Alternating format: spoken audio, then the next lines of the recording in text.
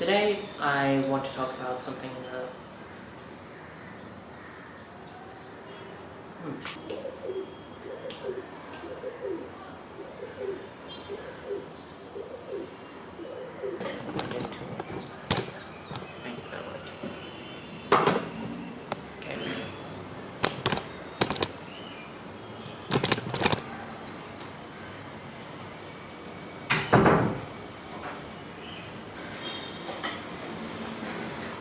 I want to talk about the year 2019 and what little kids should be doing, can do, instead of just being glued to the PC, the tablets, the phones,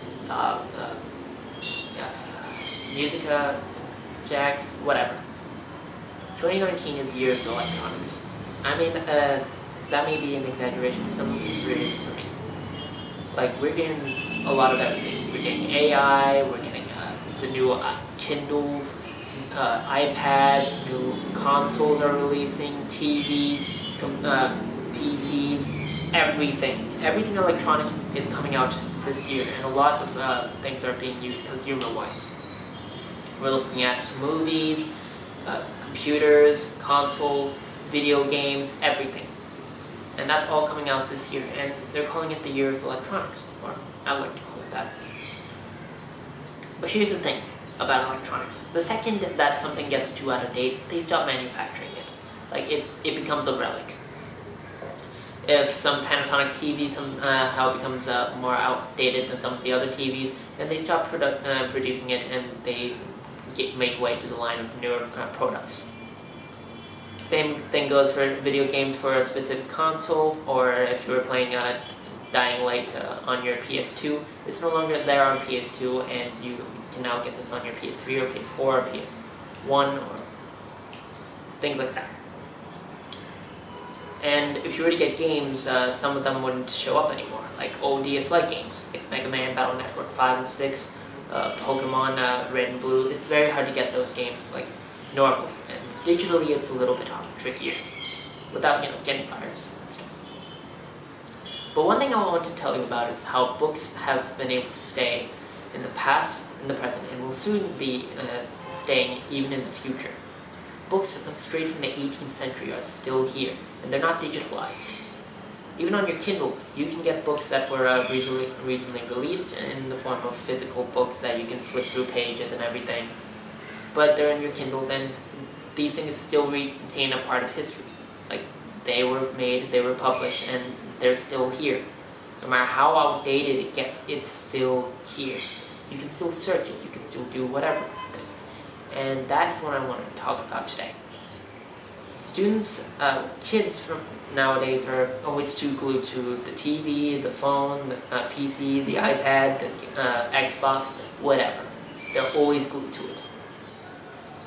But what they should know is that they should start reading books instead of becoming illiterate from too much TV time or gaming time. So I'm going to list a few books that you can use, that you can give your kids, or if your kids are watching, I would like to recommend some books that you can read at current age. Let's start with Harry Potter. Obviously, the easiest one to come across. And if you haven't heard of it, then you really need to look it up. It's either that or you live in the Stone Age. The Harry Potter series is about a young boy named Harry who grew up with his uncle and aunt when his parents had died in some sort of terrible car crash. But his aunt and uncle didn't explain everything to him, and instead raised him miserably. Like, they became his white slave. I know it's a strong term for it, but it is what it is. It's what happened.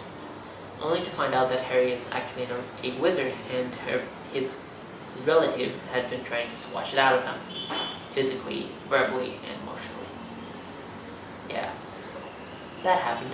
He got admitted into Hogwarts, and later found out that his parents died because of the world's darkest wizard who came into his house and killed his family, except for the fact that he couldn't kill him when he was a little baby, like a little lump of baby fat. And he was famous for it. And then he just went into a wizard school, he got a lot of supplies, he got some friends and everything, but one thing you should know is that this dark wizard kept coming back. He wasn't actually dead, just remnants of him was spread across. just like imagine a soul and a human, like a ghost, but more physical and see-through and a lot more sinister. It's a lot like that. Or imagine, like, better yet, imagine trying to make like a hand puppet and taking out nothing but the eyes, like red button eyes, googly eyes, and a thin line on your mouth. Like basically what any other 4-year-old would do if they tried to make a hand sock puppet. That kind of freak.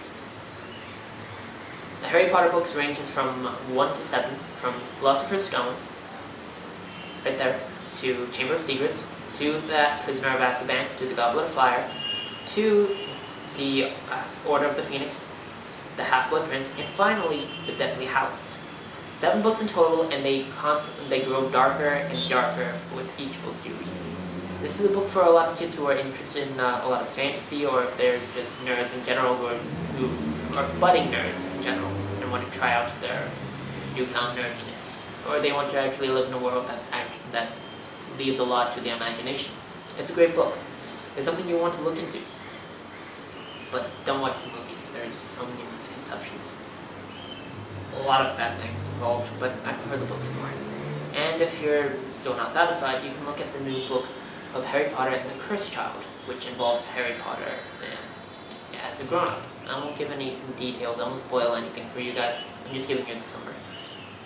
Now, the second book series I want to reference is Skullduggery Pleasant, from ages 12 and above, because below you're going to get nightmares. Skullduggery Pleasant is also a magic-based fantasy book, but it has a lot more darker humor and thriller sequences involved. Skullduggery Pleasant is literally about a detective, name in the title, who is a literal skeleton. Do not ask questions, just go with it. Now, this book is all about how the darker side of magicians and what it does and how it affects the world. Now, as you know, in common magicians and non-magic people, or muggles if you want to call them that, these people have always lived in separate lives, because people who can't do magic or can never explain it and are always afraid of it or full of hatred for it, and that's why you have to live in separate places or time periods or things like that. Because of that, both Harry Potter and Skullduggery Pleasant explain the instances that they have to live in separate and in peace so that they do not attract a war. That would be bad if it happened, because humanity would be wiped out and wizards would lose forever. Alright, so Skullduggery Pleasant is also about the skeleton who takes in this young girl who happened to witness him doing magic. A skeleton who snaps his fingers and a fireball in his hand gets going to Johnny Storm on everybody. It's full of dark humor and a lot of things that lead to a darker form of mind, but it's an interesting read and it's something a lot of kids would want to read if they're entering their goth or emo phases. Do not spam me for this. I read a lot of it. The first book, which is named the title, Skullduggery Pleasant. The second one, Playing with Fire. The third, The Faceless Ones. The fourth, Dark Days. The fifth, Mortal Coil. The sixth, Deathbringer.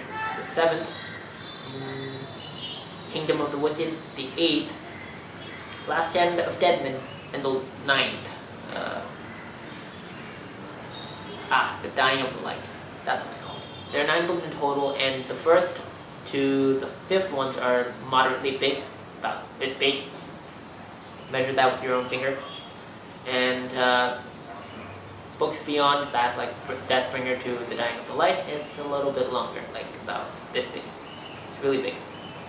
It basically shows the dark side of humanity and magicians, and it doesn't show a lot of elves or dwarves, or orcs, or things like that. Instead, it shows a lot more sinister versions of magic, if mankind or ever lived in the modern century, or wizard kind.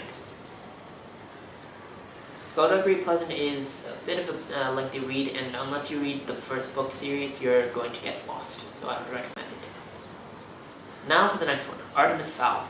Artemis Fowl is an old book. It was made by Owen Colfer. Actually, just look it up. If you type in Owen, it's not pronounced O-W-E-N, it's a different name. But Owen Colfer made Alex Agent, I think. I'm not sure. But he's been known to make little kids, like small kids, look very dangerous to you. And I know I'm snapping a lot. I just recently learned how to snap my fingers. I have very little grip on my fingertips. So, on to the story. Artemis Fowl is about a 12-year-old who manages to find an elf near a tree and capture her. And in doing so, invoking like some sort of Bart hostage situation. I know it sounds messed up, but you need to read the book. It's also about the supernatural and fairy tale like, but only this involves a criminal mastermind trying to get what he wants in order to aid his ailing and dying mother, and at the same time using the funds to find his father, who had recently gone missing, and to retrieve him. By his side is trusty Butler. His first name is never mentioned unless he is on the brink of death and his master happens to be nearby. And the butler's sister. Again, I cannot say that because the butlers cannot give their first name. The book is about a criminal mastermind who is trying to actually attain elven gold. Artemis Fowl comes in a normal book, the Arctic Incident, right here, the Eternity Code, the Old Deception, the Lost Colony, the Time Paradox, the Arctic Incident, and finally the Last Guardian. Each book is, the first, second, and third books are pretty small, but keep going afterwards and it gets pretty long. It's very intricate and a lot of detail is applied to it, and it's a lot of things that little kids can read about if they're into both modern technology and, like sci-fi and fairy tales. It's a nice book. It's honestly a good read, but I would recommend that you keep an open mind because some of it's a bit much if you're not prepared for anything too serious. It's a serious book, and minor amounts of humor and some. It's fast-paced and it's a pretty nice book. Damn good read.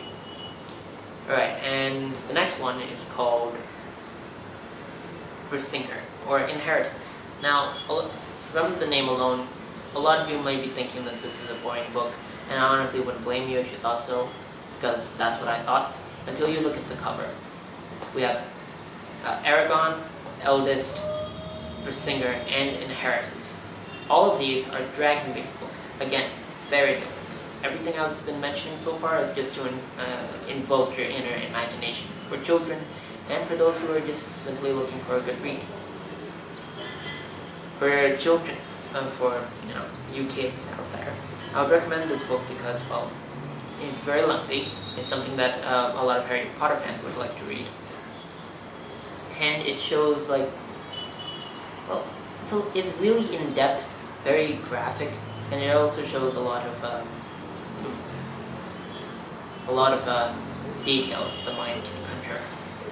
Like for me, when I first read the books, I kept binge reading. I spent my whole summer reading all 4 of those books, and they're all like this big. Use that with your fingers, this big. They're massive, and frankly, probably the best books I've read so far in terms of fairy tales.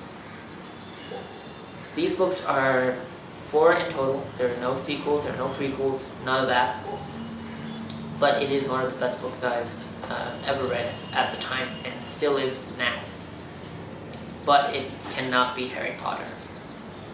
Skullduggery Pleasant is a good book if you're into dark humor and dark stories, thrillers, and psychological books. It's a lot like that. Inheritance is about, a young boy who picks up a dragon egg and ends up raising said dragon after it hatches, and then he goes on this wild quest to avenge his adopted father. Yeah, that's pretty much it as a basic beginning description. It might not seem a lot, but I would recommend giving it a read because not only is it fast-paced and edgy, but it also has a lot of juicy details, bleh. And it's something that you would like to read. Now, one other thing about something I should mention is that If you don't have the patience to read this book, that's fine. You don't have to actually buy. That's fine. You can just like stop at each chapter because it gives a lot of detail and it's not too serious. Not until it gets you get it into the nitty gritty, and then it gets a lot more exciting and fast paced and more interesting to read. For me, when I first reread Aragon, I didn't put the book down for a solid 6 hours. Like, I kept rereading some of the chapters so I could ingrain it in my head. Same thing I did with Harry Potter. And yes, I'm a massive bookworm, and I have no right to be telling you this, but I'm honestly just recommending it. I'm not asking you to go out and buy this immediately or download it on your iPhone or on your Kindle Pro. I'm not asking you to do any of that. I'm just asking you to consider it and then get the book if it piques your interest. Yeah, that would be it.